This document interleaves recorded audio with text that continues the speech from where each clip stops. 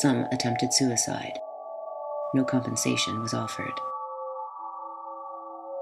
In a later experiment, and with the full approval of the National Institute of Health, Gottlieb arranged funding for a project at the Addiction Research Center in Lexington.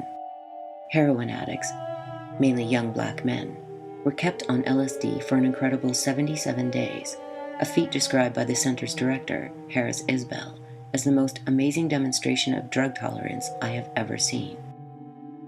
But they would not stop there. Segment 3 this evening is titled The Children and the CIA. We've learned a lot of unknown activities of the CIA in years past, some of them disturbing, to say the least. Tonight, we'll learn of the agency's interest in children. Paul Altmaier of our investigative unit has assembled these facts.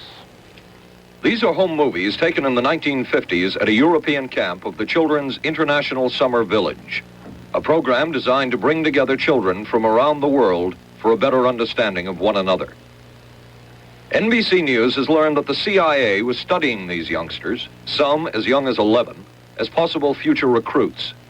The studies took place at summer camps in Hennefest, Norway, and Vienna, Austria, in 1959 and 1960. According to CIA documents we have examined, this was Sub-Project 103 of the agency's top-secret MK-Ultra program. San Antonio, Texas. NBC News has also learned that the CIA paid for a study of adolescence here, and in 2 other Texas cities, Austin and El Paso, in 1958 and 1959. It was a study of how youngsters behave without adult supervision. This study, MK-Ultra Sub-Project 102, refers to data being collected on 462 subjects in 7 secondary schools. No child is identified by name.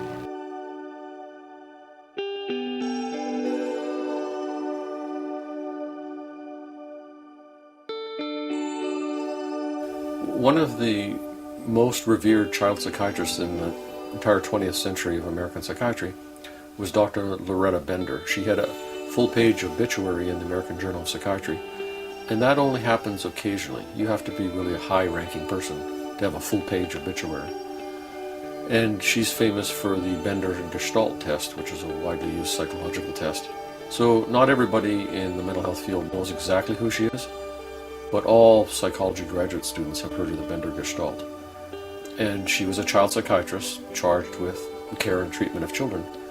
And she operated at Creedmoor State Hospital in New York in the 60s. Her funding source is not stated in her papers. So where she got the LSD from and whether she was directly funded by the military or the CIA is not documented. But she attended many CIA-sponsored LSD symposia, talked with, was on panels with, interacted with most of the leading CIA and military LSD contractors. So I would say it's unbelievable that she didn't know that all of this was basically run by the CIA and the military. And what she did, again, is not the mad scientist hidden in the basement somewhere. These are papers in leading psychiatry journals, where she, as the author, describes children as young as 5 getting LSD, mescaline, psilocybin, other hallucinogens in street-level type doses for days, weeks, months, and in some cases years at a time.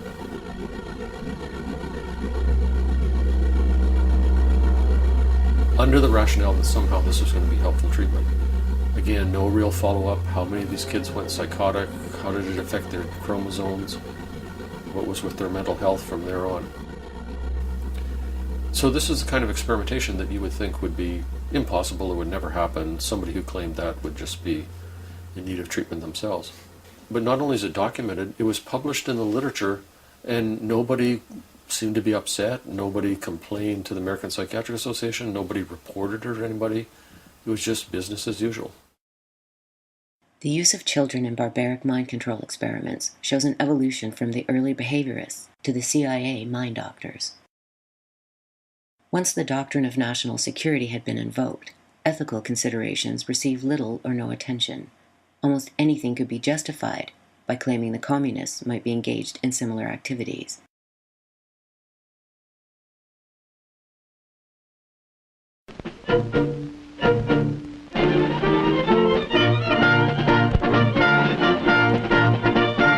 You've got to be able to take it. your body's got to be able to take it. Because service means new physical demands on strength and endurance. During the Korean War in 1953, during the cessation of the war, American soldiers were returned home who had been prisoners of war in China. They started exhibiting very strange behavior. When the boat neared the shore, they were not very happy to come home. Even the sight of their mother's outstretched arms seemingly failed to move them. They were sort of stone-faced. They would start spouting communist propaganda. Some of them had seemed to have been converted to communism, and even 21 Air Force personnel had been persuaded to stay in Korea and start families there. My name is Harold Webb from West Palm Beach, Florida. My name is Aaron Wilson from Urania, Louisiana. This is a very happy moment for me, for now I am free. In smaller or large ways, they had collaborated or cooperated or allowed themselves to be coerced by the enemy. Many sociologists and psychiatrists and psychologists who both worked for the Army or who worked for institutions like universities were brought together in teams to study why this was happening. And one of the people who headed one of the teams was named Louis Jolyon West. And he was a talented American psychiatrist who was working for the Army, and he headed a team that studied the returned soldiers from what was called Operation Little Switch. And these soldiers were displaying some of that behavior. And so they were trying to figure out what exactly had happened. They concluded that it was nothing, if it was brainwashing, it was not the typical kind of notion of what people think brainwashing is, which is some magical hocus pocus where the person loses their mind and like changing the software on a computer. One day they're good old-fashioned Americans and the next day they're these kind of rabid communists. But instead they were describing a process that much more resembled slow, steady, classical behavioral conditioning. So they came up with the words DDD for debility, dependency, and dread. Stability was basically that they'd been put in a situation where their wounds weren't treated and their health was low and they weren't fed very well, so they kind of developed a chronic debility, and sometimes they developed a condition that other soldiers called give-up-itis, where they would just simply lie down and refuse to take food and water and just die. And the second was dependency, that they were these soldiers were made to be extremely dependent on their captors for any kind of reward or any kind of even anything resembling a small comfort or luxury or even just food to keep them alive. They were dependent on their captors, so that created in a way a kind of intimate bond. And then the third D was for dread, which was an atmosphere of fear and terror and constant unpredictability, where the prisoner would never be sure what was going to happen next. They could be kept awake for 48 hours or a week. They could be given a drug or not. They could be given food or not. They never knew when that would be coming. And they never knew if their captors would be treating them decently or not. So there was an atmosphere of this kind of extreme unpredictability. And all of that together was what they called DDD, which they said could basically be explained through behavioral principles.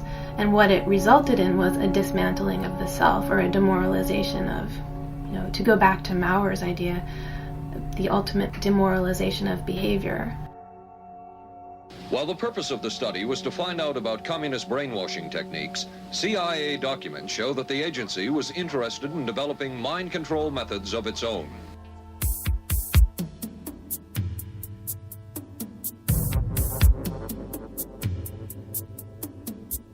Jolly West would eventually achieve celebrity status in conspiracy culture for becoming the first, and one can only hope, the last man to kill an elephant by way of LSD. The elephant's name was Tusko. He resided at the Oklahoma City Zoo and died after a cartridge containing 3,000 times the accepted human dose of LSD was fired into his rump.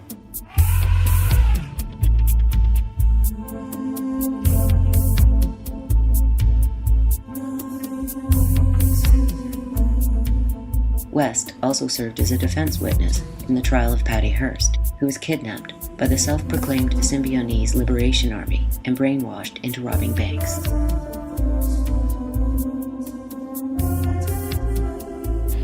There's some feeling among experts, and particularly her family, that Patricia Hearst was brainwashed by the Symbionese Liberation Army. One thing cited to substantiate that is that 2 known SLA members, including the slain leader Donald DeFreeze, were inmates at a California prison where sophisticated methods of mind control are practiced on some prisoners. And drugs are a vital part of therapy here.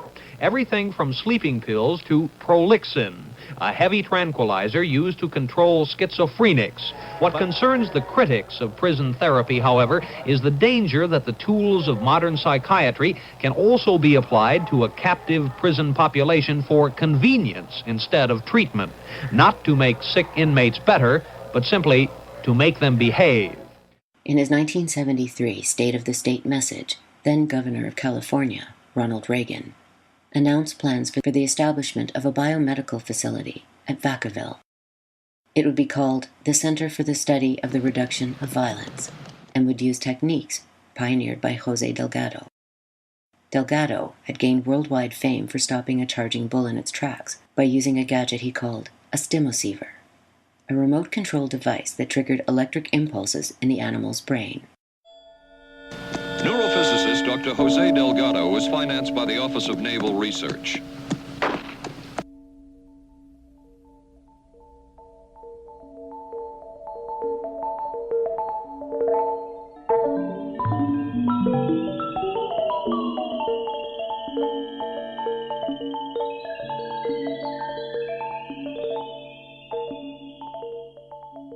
Were you sure that that bull was going to stop as it approached you when you pushed the right button? Scientists always should have faith in science. I had faith in science. Recently released CIA documents refer to the feasibility of remote control of animals, and that special investigations will be conducted toward the application of selected elements of these techniques to man. In Delgado's papers, he's basically implanting electrodes in the brains of human beings and experimental animals. And in one of these papers, he refers to the animals as mechanical toys. In the Harvard team, there's pictures of a 16-year-old girl. In one picture, she's staring off into nowhere with a bland, empty expression on her face. In another picture, she's strumming on her guitar. In another picture, she's furiously pounding on the wall, all totally controlled by which button is pushed in the neurotransmitter box. When you open somebody's brain like this and you put an electrode in and you keep it in for a long period of time, you're exposing that person to the risk of brain infections, meningitis, seizures, and death. For prison officials at Vacaville, the idea of controlling inmates through remote control was a tempting prospect, and drafting the outlines of the new program was none other than Jolly West. West's proposal recommended psychosurgery as a tool for controlling prison populations and crime. Remarkably, he also recommended using schools in Chicano and African American neighborhoods to screen for possible, quote, genetic defects. The project was terminated, but only after public outrage forced officials to backtrack. West's research would lead to new dreams of what he called the psychophysiology of conditioning. West noticed that DDD bore an interesting resemblance to post-lobotomy syndrome, as well as altered states of consciousness produced by certain drugs, hypnosis, and mental diseases like schizophrenia. In all of these cases, the notion of self, of free will, is displaced by something more obscure.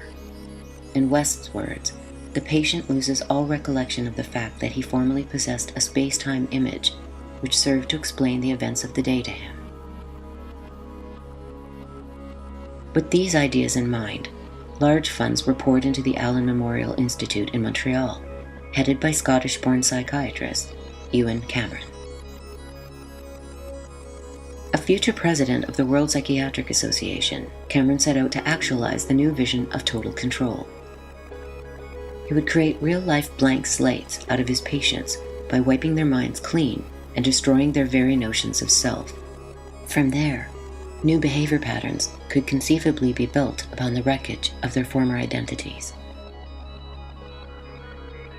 The Allen Memorial Institute at the time was probably the leading academic center of psychiatry in Canada, attached to McGill University. And the chairman of McGill University, we're in the 50s into the 60s now, was Dr. Ewen Cameron, originally born in Scotland, emigrated to Canada. He had money from the CIA under MKUltra to do two basic things: a kind of brainwashing, in which he would, for many months in a row,